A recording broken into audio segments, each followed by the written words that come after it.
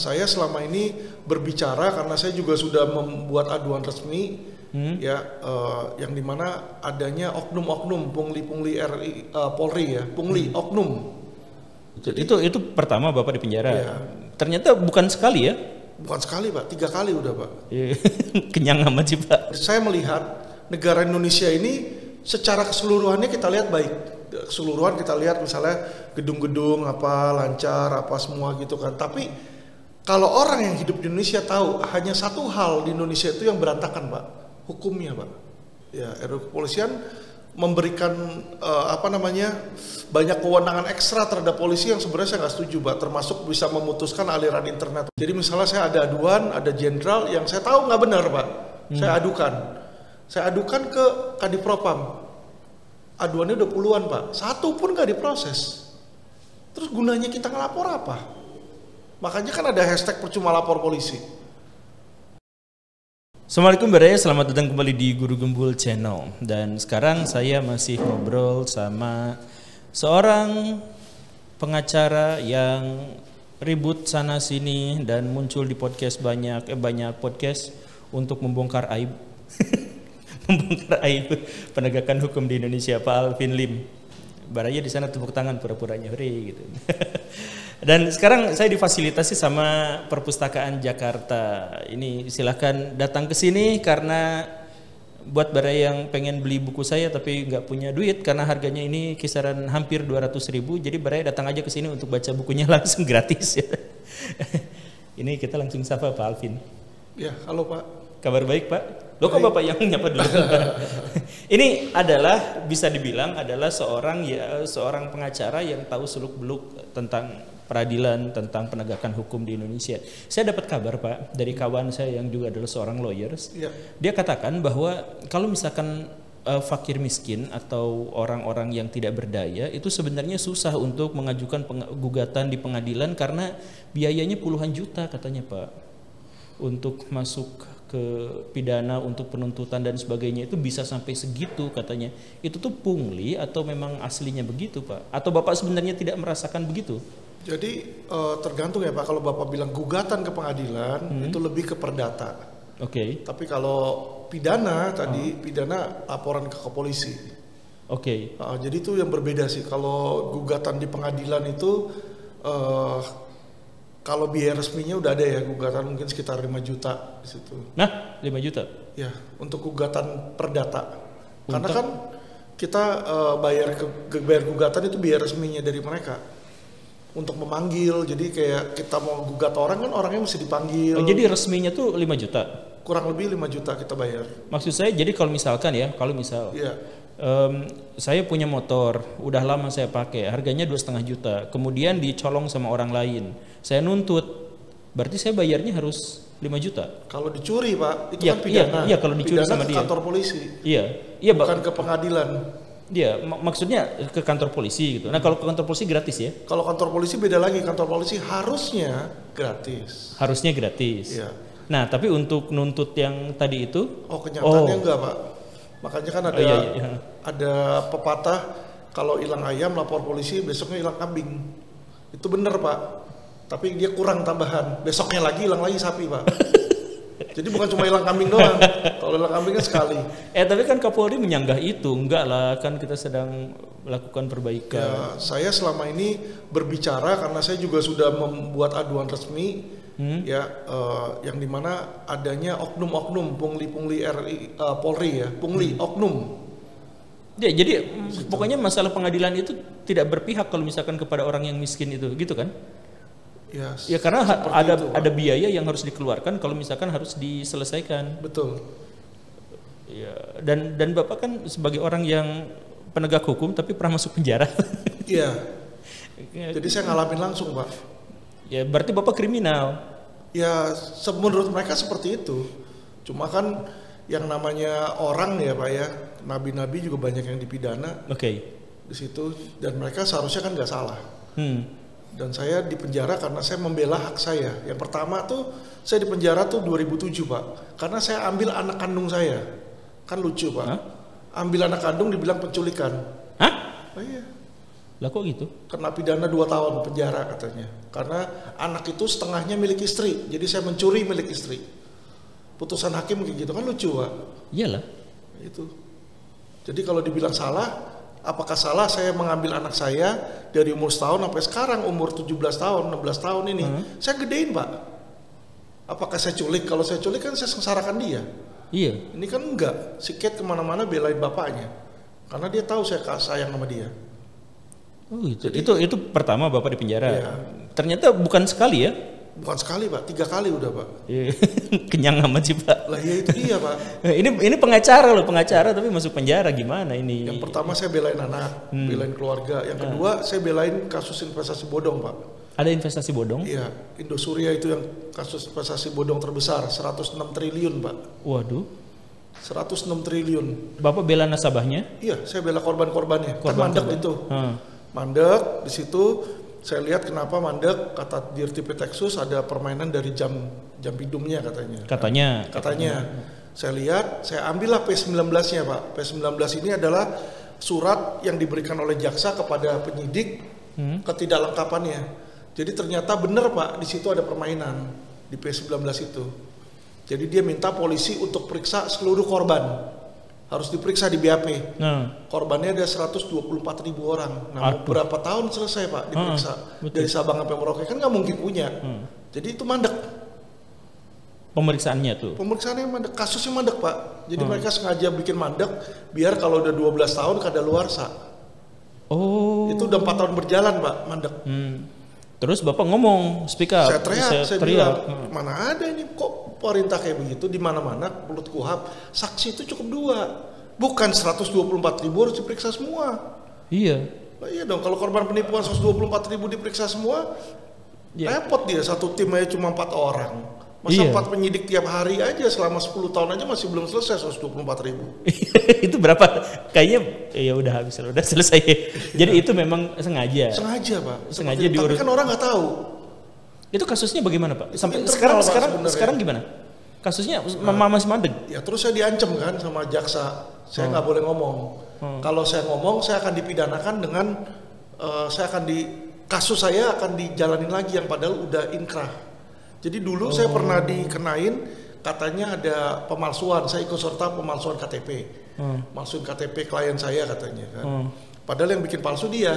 Itu klien ngajuin ke saya buat perceraian. Gitu loh. Nah, terus udah disidangkan dari pengadilan negeri, pengadilan tinggi, MA, kasasi, udah selesai tuh. Inkrah kan, Pak? Udah selesai. Harusnya udah kan? Kasus yang sama bisa disidangin lagi sama jaksa. Kok bisa di sih? Pengadilan negeri. Ya itu Alvin Lim doang yang bisa digituin. Padahal itu saya udah teriak berkali-kali tuh nebis ini idem, kata dia enggak. Putusannya beda di MA. Lah kalau di MA kasasi saya dia masih mau perlawanan, harusnya kan dia PK. Dan perlakuan yang aneh dari hukum itu Bapak yakini itu gara-gara Bapak ngurusin asuransi yang tadi itu? Betul. Karena memang dia udah ngomong jam pidumnya sama direktur Dirtipidumnya udah bilang, kamu jangan teriak, kalau kamu teriak nanti saya akan. Dan Bapak memang teriak pada waktu itu kan? Saya teriak. Aduh, itu kasus kedua. Iya, kasus karena kedua. Itu gimana ya, Pak ya? Hati nurani saya gitu loh. Saya sebagai pengacara, saya menerima kuasa, ya kan? Dan korban-korbannya itu banyak, kasihan. Sorry sebentar.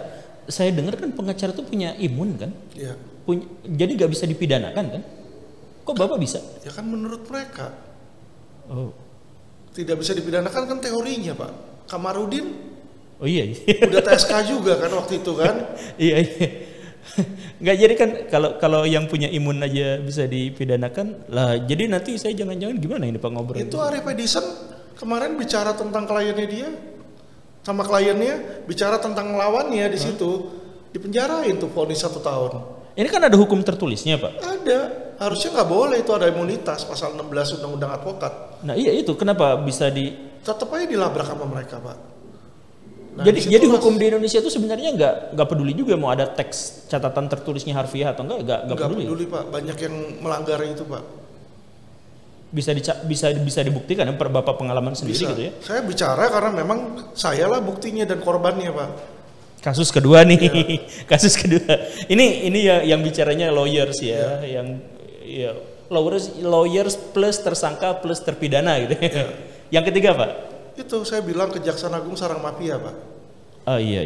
Ketika saya bicara itu Pak, dari Sabang sampai Merauke seluruh Kejari bikin laporan polisi Pak. Jadi saya ada 195 LP di seluruh Nusantara dari jaksa aja Pak. Itu kasus ketiganya begitu. Dijadikan tersangka dalam waktu 2 minggu tanpa periksa apa-apa, langsung TSK. Hebat kan Pak? Harusnya kan diperiksa dulu, saya diperiksa dulu gitu kan. Ini nggak peduli, TSK ya. Ya, tapi kan Bapak mengatakan seperti itu kan memang, ya ini kan dalam tanda kutip normatif kan, maksudnya sarang mafia itu ya Bapak ngomong apa dasarnya ngomong kayak gitu. Ya Kejaksaan Agung kan tempat Pak. Iya. Saya bilang Kejaksaan Agung sarang mafia. Ada mafia di Kejaksaan Agung. Yang bersarang di situ. Bersarang di situ. Bukan berarti seluruh jaksanya kan. Iya. Bisa aja pengacara yang ada di situ, yang kita nggak usah jauh-jauh Pak ke kejaksaan Pak. Saya bukan melecehkan nih. Saat ini detik ini pun, misalnya Bapak ditilang, Bapak ambil tuh ke kejaksaan, ada calo nggak Pak? Iya, saya pernah. Bukan hanya pernah Pak, kita datang ke sana aja nih pakai pakaian rapi, ya kan, kelihatan punya duit, pasti disamperin sama tukang parkirnya. Iya. Pak mau ngambil KTP ya Pak ya? Iya. Dia tahu atau mau ngambil SIM ya Pak? Iya saya kena tilang. Mana Pak ada suratnya? Nanti kita kasih dia duit aja, ambil selesai, nggak ikut sidang. Jadi kalau kan saya sebut juga Pak, mafia juga. Kalau saya sebut di situ sarang mafia ya wajar karena memang ada mafia, ada calo-calo. Aduh, itu kasus ketiga. Ya kan, jadi saya bilang sama mereka di situ kan. Dan apa motif Bapak untuk masih speak up ngomong ke sana ke sini itu? Kan Bapak udah kena 3 kali ini. Enggak kapok gitu, Pak. Gini, Pak, saya ini secara pribadi saya sudah mencapai kepuasan hidup, Pak. Oke. Saya punya anak yang baik, saya punya istri yang baik, saya punya pendidikan materi saya juga baik, sudah cukup lah. Dan ini waktu bagi saya untuk berkontribusi untuk negara, Pak. Pemikiran saya di situ. Ya kan, dan saya melihat negara Indonesia ini secara keseluruhannya kita lihat baik. Keseluruhan kita lihat misalnya gedung-gedung apa lancar apa semua gitu kan. Tapi kalau orang yang hidup di Indonesia tahu hanya satu hal di Indonesia itu yang berantakan, Pak. Hukumnya, Pak. Ya. Iya. Makanya saya bergerak di situ. Saya jadi lawyer, ya kan, dan saya speak up. Karena apa, Pak? Karena saya cinta sama negara ini. Orang bilang saya benci sama polisi, orang bilang saya benci sama jaksa. Enggak, Pak. Iya. Kenapa saya bilang seperti itu? Tuh Polres Tangsel kemarin ada kanitnya yang meninggal, orang yang meninggal karena COVID. Anaknya nggak bisa sekolah, Pak. Saya sekolahin, Pak. Anak polisi. Kalau saya benci, ngapain saya sekolahin? Iya. Saya bukan benci sama mereka, Pak. Yang saya benci ini oknumnya, Pak. Iya. Karena yang sarahin itu bukan polisi yang baik, bukan jaksa yang baik, Pak. Iya. Tapi polisi yang itu yang menyengsarakan masyarakat. Jadi sebuah penegasan, dan ini sebenarnya bukan disclaimer tapi ini penegasan. Jadi kalau misalkan kita mengkritik kepolisian itu karena kita sayang, karena cinta kepolisian, dan karena itu kita harus membersihkan dan memisahkan antara orang-orang yang jahat itu tidak boleh ada di sana, tidak boleh mengenakan seragam itu. Jadi yang jahat itu ya polisi-polisi yang dalam tanda kutip oknum-oknum itu. Ya. Betul, Pak. Ini Bapak bilang tadi kalau misalkan dibilang soal kerusakan yang ada di Indonesia, maka kerusakan itu yang paling kentara itu adalah penegakan hukumnya. Betul, Pak. Sekarang ada masalah yang lagi menyedot perhatian dari masyarakat yang nggak selesai-selesai, dan masyarakat kemudian curiga bahwa ini adalah kasus yang paling penuh atau kasus yang penuh rekayasa, kasus Vina. Bapak tahu sampai sejauh mana itu, Pak? Oh, tahu, Pak, kasus Vina. Dan inilah makanya saya bilang kasus Vina ini adalah satu contoh, Pak, rusaknya Polri, Pak. Nah iya itu. Kenapa saya bilang rusaknya Polri? Bapak lihat nggak kesalahan Polri yang paling jelas itu di mana, Pak? Di mana? Dalam kasus Vina. Gampang, Pak. Yang namanya keterangan saksi, Pak. Yang namanya seseorang divonis bersalah atau tidak harus punya 2 alat bukti. Dan salah satu alat bukti yang paling krusial adalah keterangan saksi. Bener nggak, Pak? Iya. Yeah. Saksi-saksi yang diperiksa itu 5 orang yang udah di penjara itu. Itu kan keterangan saksi mereka yang menyatakan misalnya si Peggy terlibat atau siapa terlibat, ada dari keterangan saksi kan. Nah, keterangan saksinya itu tidak sah, Pak. Kok gak sah?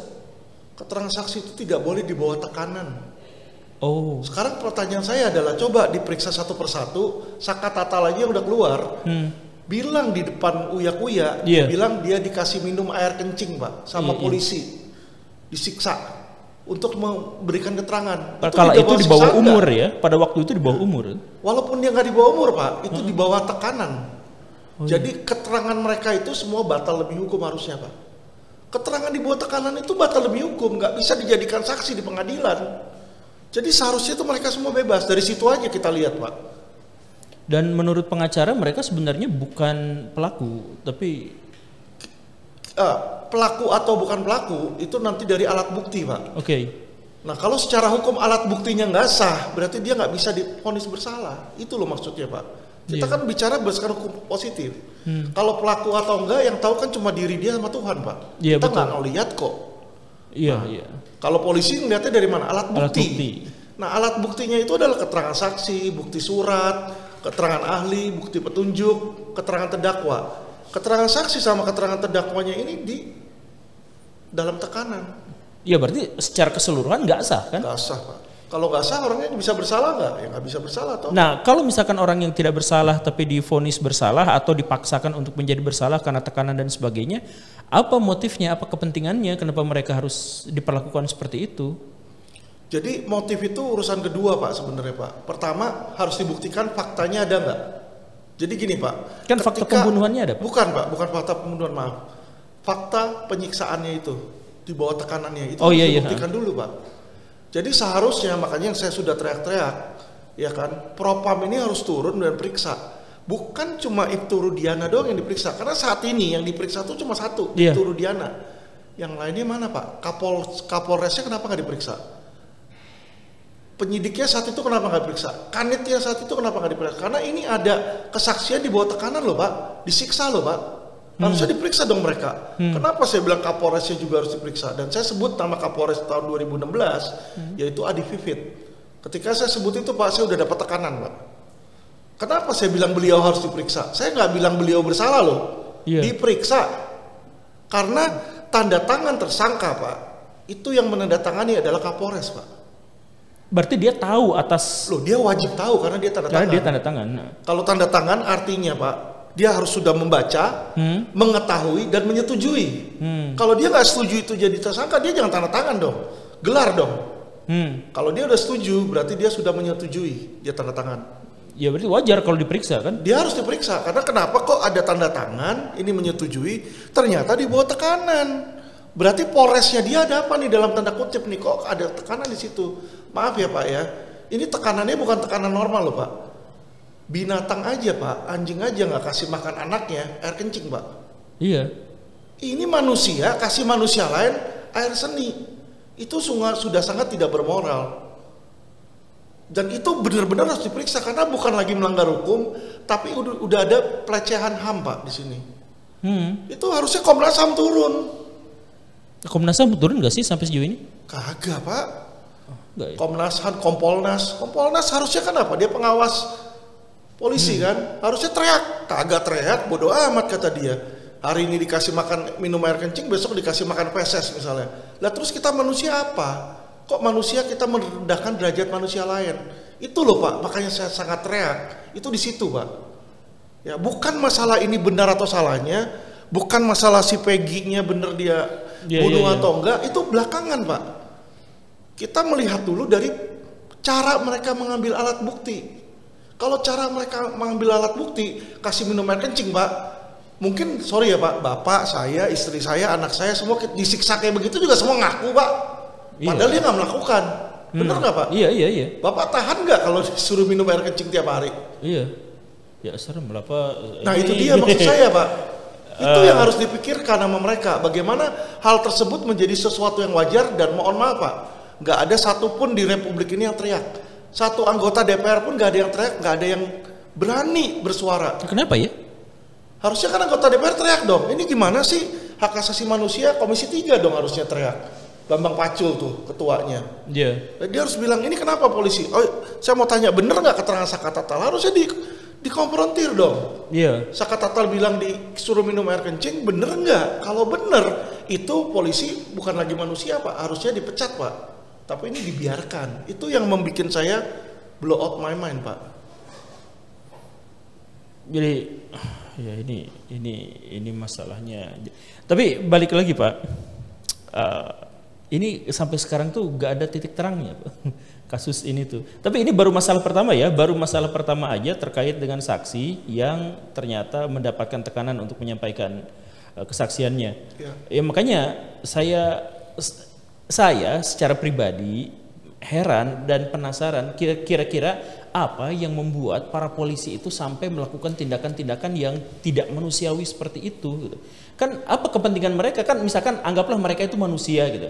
Jadi ketika manusia mau melakukan sesuatu yang tidak manusiawi, itu kan sesuatu yang ekstrim. Iya. Apa latar belakang kira-kira yang membuat mereka sampai tidak menjadi manusia seperti itu gitu. Jadi ya itu semua balik lagi dari integritas dan karakter masing-masing sih Pak. Kalau saya lihat ini polisi ini banyak sekali ya oknum-oknumnya itu yang memang udah nggak manusiawi Pak. Kita lihat berita terakhir aja, setiap kali kita baca berita, saya baca berita itu saya selalu miris Pak. 15 orang di Medan merampok DPO, ada seorang polwan bakar suaminya sendiri karena suaminya ikut judi online di situ kan. Jadi kita melihat ini sesuatu yang nggak manusiawi. Anak macan aja nggak mungkin makan anaknya sendiri. Ini istri bakar suaminya gara-gara duit di situ. Jadi kan saya melihat begini, ada apa dengan istilahnya bukan polisinya sih Pak. Sebenarnya mereka itu kan punya punya kriteria untuk rekrutmen. Harusnya kan dicek dulu mungkin kejiwaannya, mungkin karakternya yang memang nggak fit sebagai polisi, harusnya tuh dibuang Pak. Apakah ini mungkin karena banyak katanya kan orang kalau mau masuk polisi nyogok, ya disitulah mungkin orang yang harusnya nggak bisa masuk dia cogok bisa masuk, ya jadi ya, itu apapun isu umum, itu harusnya diperketat Pak. Ya Bapak percaya bahwa kemarin Pak Litbang Kompas itu mengeluarkan hasil survei yang menyebut bahwa polisi itu jajaran teratas lembaga hukum yang paling dipercaya sama publik. Wah, kalau itu sih dibilang apalagi 73% ya. Iya, ya, hampir 74%. Kalau saya yang ditanya Pak, saya bilang itu harusnya bukan nilainya bukan 73% Pak, tapi minus 73% Pak. Di situ. Saya ngeposting itu di channel YouTube saya Pak. Saya bilang selamat ya atas begini dan begitu gitu. Tiba-tiba tidak ada satupun komentar yang percaya dengan berita itu dan mereka marah-marah sejak kapan ada berita yang semacam ini. Jadi ada ratusan sampai ribuan komentar yang justru malah mentertawakan, menyanggah. Padahal ini kan dari Litbang Kompas gitu ya. Bapak sendiri nggak percaya? Enggak Pak. Saya kasih tahu Bapak ya Pak ya. Mereka itu kan punya yang namanya divisi humas Pak, humas itu Sandi ya yang di situ ya, bintang 2. Nah divisi humas ini sekarang polisi ini sedang menggencarkan untuk pencitraan Pak. Kalau Bapak lihat kemarin ini baru ada di Lipo Kemang, ya kan stand up komedi mengkritik Polri di situ ya. Jadi mereka ini makin lama sudah mukanya makin tebel Pak. Dia udah nggak peduli mau diledek atau mau gimana, dia tetap aja berbuat kesewenangan. Ini yang saya sangat miris di situ Pak. Jadi mereka berusaha menutupi berita-berita buruk dengan berita-berita bagus, dengan pencitraan-pencitraan. Ya, mereka punya anggaran 1 T untuk pencitraan itu kan, ya. 1 triliun itu. Kenapa saya bisa tahu Pak? Media-media massa kalau saya naikin berita Pak, opini saya yang negatif tentang polisi, nggak lama Pak, nggak sampai 1-2 jam langsung di take down Pak. Jadi mereka secara nggak langsung punya semacam badan sensor Pak. Apa video ini juga bakal di take down? Ya tapi ya kita bersuara aja, maksudnya sekali lagi kita nggak ngebenci polisi. Tidak. Kita justru pengen membuat polisi itu menjadi lebih bersih, lebih lebih bisa diterima oleh masyarakat, karena sejauh ini penerimaan masyarakat terhadap polisi ya sampai sejauh yang kita ketahui, karena kan kita juga nggak punya badan litbang yang bisa survei apa segala rupa. Ya sejauh yang kita ketahui sih masyarakat itu relatif tidak percaya kepada kepolisian, karena penegakan hukum di Indonesia. Ya kasus-kasus yang kemarin-kemarin itu kan juga dan banyak saksinya lah. Tapi ini Pak, anggaplah kita berpikir menjadi lebih solutif gitu. Apa hal pertama yang harus dilakukan untuk membersihkan kepolisian yang kita cintai itu dari oknum yang jahat itu? Gampang Pak, ganti Kapolrinya dari luar kepolisian Pak. Ganti ke Kapolri dari luar kepolisian, Pak. Dari luar unsur kepolisian. Bapak lihat nggak KPK, Pak? KPK dimasukin unsur kepolisian jadi ketuanya, Pak. Apa yang terjadi dengan KPK, Pak? Oh iya, kena kasus, Pak. Iya. Ya tadi ini sebelum ketemu sama Bapak, saya tuh ketemu sama Pak Abraham Samad itu ngobrolin itu juga. Jadi ketika dari pihak kepolisian masuk, Pak Firly ya mohon maaf ya. Ya jadi ada skandal yang nggak tahu benar atau salahnya belum selesai kan itu kasusnya. Cuman ya jadi seperti itu. Jadi kan tapi kan nggak mungkin atau Pak kan pimpinan polisi ya berarti harus diangkatnya dari polisi. Masa kan itu ada jenjang sekolahnya, ada jenjang karirnya gitu kan Pak. Masa harus di luar polisi? Kenapa, Pak? Emang kenapa? Kenapa nggak boleh? Ya maksudnya kan untuk jadi pimpinan polisi dia harus ngerti dulu soal kepolisian, jadi ada jenjang karirnya, ada jenjang pendidikan. Kenapa mesti jadi Kapolri harus ngerti kepolisian, Pak? Oh nggak usah ya? Itu kan kepemimpinan aja, Pak. Dia kan nggak mesti ngerti semua hal-hal sepele tentang kepolisian, kan ada kepala bagiannya. Kapolri ini kan cuma mengarahkan mereka aja, Pak. Iya, saya baru kepikiran ya. Ya kan Menteri Pendidikan juga bukan berlatar pendidikan, Pak. Ya itu dia, Pak. Sekarang banyak menteri-menteri dimasukin dari polisi, Mendagri di situ dari polisi, permasyarakatan dirjennya dari kepolisian, banyak kan dari polisi. Dan ada RUU kepolisian, nanti polisi berhak untuk supervisi kepada PNS dan pejabat-pejabat di Indonesia. Itu RUU kepolisian ada yang baru, Pak? Ya, RUU kepolisian memberikan banyak kewenangan ekstra terhadap polisi yang sebenarnya saya nggak setuju, Pak. Termasuk bisa memutuskan aliran internet. Oh iya. Itu polisi sekali itu. Di RUU-nya polisi berhak untuk memutuskan aliran internet. Iya. Jadi kalau misalkan RUU itu tembus, saya upload video ini, ya diputus Pak internet. Di cut down bisa. Bisa. Iya. Waduh. Nah itulah makanya saya bilang mereka ini sedang membuat kepolisian ini menjadi superpower. Bukan saya benci polisi sekali lagi, Pak. Tetapi Pak, kekuasaan yang berlebihan itu Pak selalu menimbulkan. Iya. Kan kita bisa tahu. Iya. Ya, jadi Baraya ini mah saya tuh susah untuk ngomongnya karena saya ada di perpustakaan. Silakan datang ke sini. Di sini ada podcast, di sini ada aula yang gede buat bikin. Nanti saya bedah bukunya juga di sini insya Allah. Ya tapi sekali lagi bukan untuk apa-apa. Cuman pada akhirnya masyarakat jadi khawatir. Saya sendiri menjadi khawatir ketika polisi memiliki kewenangan yang berlebih atas urusan-urusan privat dari rakyat Indonesia ya, atas urusan-urusan sipil gitu. Misalkan polisi menghentikan internet itu menghentikan internet itu ini masalah sederhana. Teknisnya gimana sih Pak? Rumah kita jadi nggak bisa internetan gitu atau gimana? Mereka kan ada cybercrime kan. Nah cybercrime ini setiap orang ini kan setiap device itu ada akses ke internet. Aksesnya biasanya kan ada router numbernya Pak. Nah itu jadi dimatiin Pak. Oh gitu. Ya. Nah kalau misalkan itu diberlakukan untuk misalkan ya. Kan di Indonesia itu banyak pornografi di dunia digital dan sudah ada undang-undangnya. Nah, polisi merasa kesulitan untuk menghentikan penyebaran pornografi dan sebagainya. Tapi sebenarnya mereka punya kekuasaan untuk itu kan, punya fasilitas untuk itu.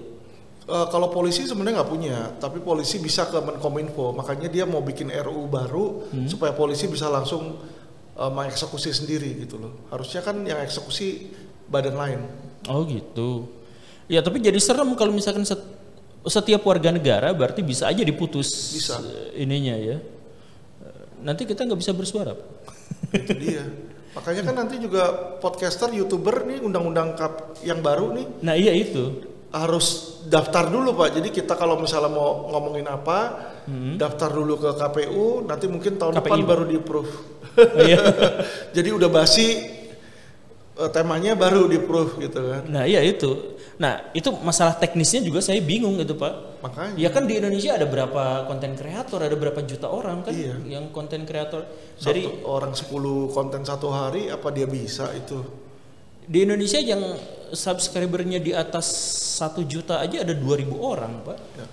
Itu yang di atas 1 juta itu yang elitnya gitu. Ya. Yang lain-lainnya kan banyak sekali. Itu semuanya harus izin. Iya.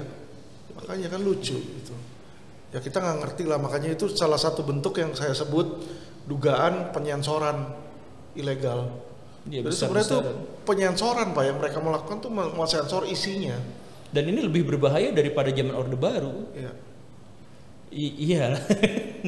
Karena Ya, Baraya silakan tulis di kolom komentar soal keresahan-keresahan. Sekali lagi kita bukan ngomongin orang, tapi Pak, balik lagi ke pertanyaan soal penegakan hukum itu. Bapak tadi bilang bahwa untuk bisa mengatasi masalah yang sangat beribet dari kepolisian, dari para penegak hukum di Indonesia itu sebenarnya sederhana. Itu pimpinannya aja itu urusin. Betul. Pimpinannya misalkan bukan dari kepolisian.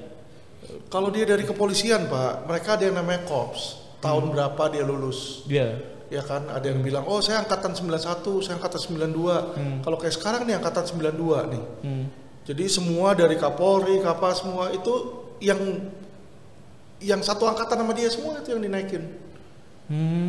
Jadi nggak mungkin dia bisa membenahi kalau orang itu satu angkatan sama mereka kan ada bonding udah satu geng gitu ya, udah satu ikatan. Jadi kalau orang dari orang lain kan dia nggak peduli, dia datang sana mana yang nggak bener dia tinggal cut.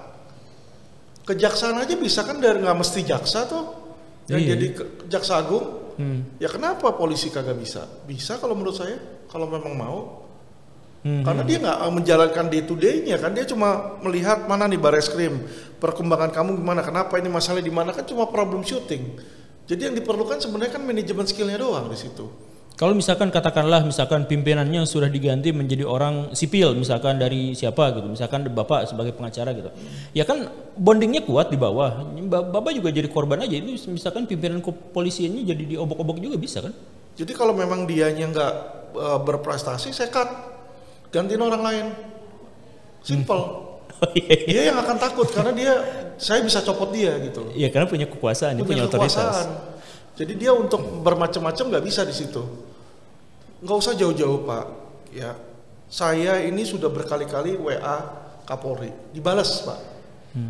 Dibalas di situ. Dibilang Pak Alvin hubungi Kabareskrim, Pak Alvin hubungi Kadifropam. Jadi misalnya saya ada aduan, ada jenderal yang saya tahu nggak benar Pak, saya adukan ke Kadifropam. Aduannya udah puluhan Pak, satu pun nggak diproses. Terus gunanya kita ngelapor apa? Makanya kan ada hashtag percuma lapor polisi. Jadi atasannya ini tapi bawahannya kagak. Saya laporin lagi ke Kapolrinya, Pak Kapolri.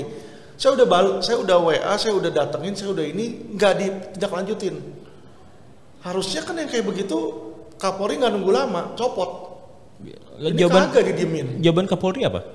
Ya didiemin aja. Yang penting kalau ada urusan mau laporin polisi lain harus ke Kadifropam. Kalau mau laporin kasus nggak jalan harus ke Kabareskrim. Oh. Kan sulit kalau orang digituin semua. Bukannya kita nggak mau Pak, kita udah datengin di sana, datang nunggu berjam-jam, ya kan? Ya ujung-ujungnya kagak jalan juga. Saya ngurusin 2 kasus aja nih Pak, satu di Polres Utara tentang mobil, satu tentang ruko yang dibakar pakai bensin sama preman. Iya. Sampai sekarang kagak beres. Udah ketemu Kabareskrim Pak. Kabareskrim bilang, oh ini kan kasus sepele. Kata dia kasus sepele, sampai detik ini nggak beres Pak. Masa disebut-sebutannya kasus sepele Pak? Iya, Kabareskrim bilang ini kasus sepele sama Karawasidik berdua di situ. Saya bilang iya Pak, makanya itu Pak, kasus sepele masalahnya nggak beres di selatan tuh, Polres Jakarta Selatan. Ya berarti kasus-kasus nggak beres semua kalau misalkan ruko dibakar sama preman. Itu dia Pak. Ruko Lebak Bulus pinggir jalan dibakar sama preman, saya masukin TikTok udah 29 juta viewer. Ya kan? Viral, Kapolrinya ngontek. Tapi Kabareskrimnya dan yang lain-lain di bawah ini Polres Jakarta Selatan nggak mau proses Pak, didiemin aja. Aduh. Ya berarti kasus, saya mohon maaf ya, ini mah contoh kasus saja. Yang di Pati itu bisa sampai satu kampung ada banyak penadahnya di situ juga. Itu artinya memang polisi tidak menanggapi apapun masalah itu.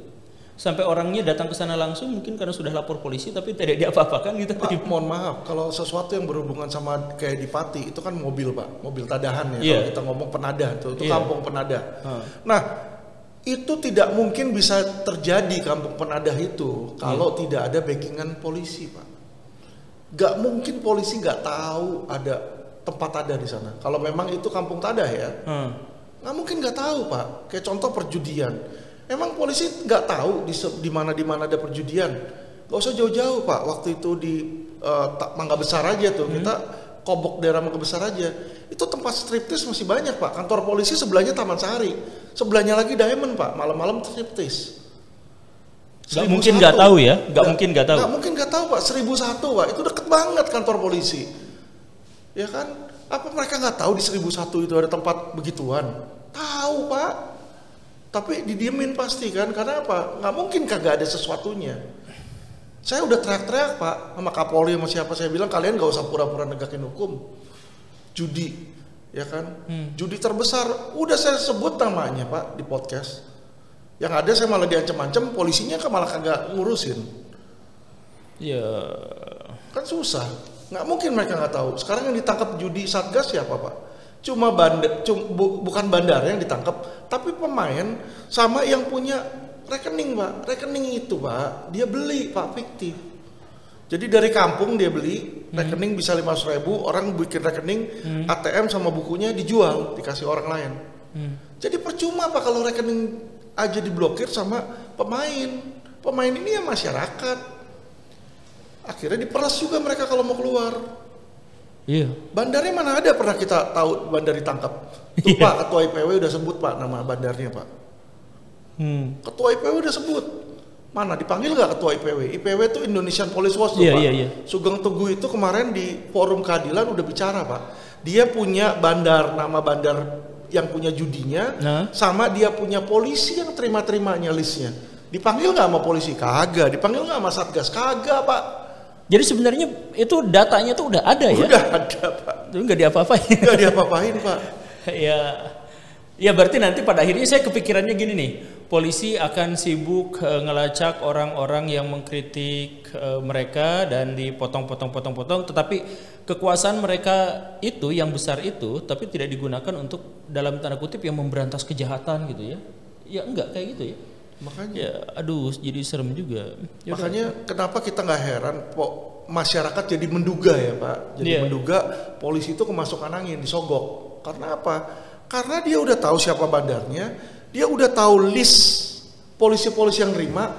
Kok orang yang nyebut itu kagak dipanggil, kagak diperiksa? Harusnya kan yang namanya kayak begitu kan whistleblower, panggil dong. Iya. Periksa, sidik langsung. Iya, jadi bukan untuk dituduh ya, tapi itu sudah ada laporannya, jadi ayo kita periksa sama-sama. Betul, gitu kan? Namanya siapa ini kan, kamu buktinya dari mana? Iya. Konfrontir dong, ini dia kagak berani konfrontir. Sama Pak, saya ada jenderal yang saya bilang nih, banyak melepaskan DPO, sama menghilangkan alat bukti Indosuria Pak. Triliunan loh Pak, ditilap Pak. Saya ada alat buktinya Pak. Itu dilepas ininya? Saya bikin aduan Pak, dipanggil juga kagak Pak. Jadi gimana dia proses, dipanggil aja kagak. Ya Baraya, ini sebenarnya belum selesai dan lebih banyak hal yang bisa kita obrolin, dan saya sih berharap ada orang yang bisa mengkonfrontir ini semua. Jadi kita tidak menuduh, ini adalah baru pernyataan sepihak dari Bapak ini. Nanti kalau misalkan ada apa-apa ya sebaiknya kita diskusikan aja bertiga, berempat gitu ya. Jadi ya karena ini meresahkan masyarakat, di mana masyarakat itu sangat membutuhkan penegakan hukum, tetapi diduga banyak orang-orang yang menjabat sebagai penegak hukum atau berstatus sebagai penegak hukum tetapi justru malah melecehkan hukum itu. Banyak diantaranya, dan karena itu maka pembicaraan ini sementara kita hentikan dulu. Semoga nanti ada yang bisa diajak untuk saya cobalah cari orang yang mungkin bisa diajak. Kadifumas Pak. Ayo atau kabar Pak. Iya. Jadi saya bawa bukti-buktinya, rekamannya saya bawa biar bisa dikonfrontir, kan enak Pak. Ya, dan semoga itu bisa didiskusikan di ruang publik ya. Betul. Ya, semoga bisa didiskusikan, nanti kapan-kapan kita ketemu lagi. Dan ini sudah ada pernyataan dari Pak Alvinnya, ayo kita sama-sama diskusikan karena ini adalah sesuatu yang sangat-sangat penting untuk diketahui oleh masyarakat. Kita hentikan dulu di sini, hentikan dulu penasarannya. Terima kasih karena sudah menyimak. Saya Guru Gembul dan Pak Alvin Lim pamit beserta jajaran kru-kru di sini yang sangat luar biasa dari Perpustakaan Jakarta, HB Yasin. Assalamualaikum warahmatullahi wabarakatuh. Waalaikumsalam.